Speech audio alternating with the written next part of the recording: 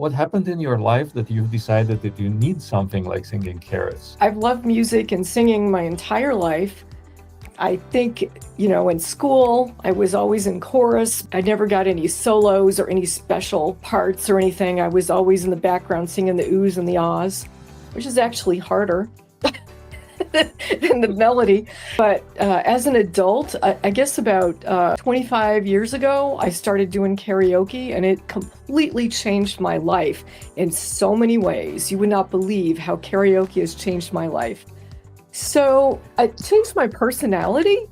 I've always been someone who likes being quirky, who likes being weird, but I was also very shy. And there was no way that I would write a book or speak at a conference.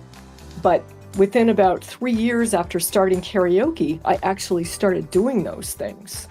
I wrote three or four different titles for A Press, and then there's also multiple editions. So I had 7 books published by A Press. It would never have happened without karaoke because it really improved my confidence, because when I realized I could get up in a room of people and sing, I was actually getting compliments. However, at karaoke, you can't always trust the compliments because people will compliment anything at karaoke.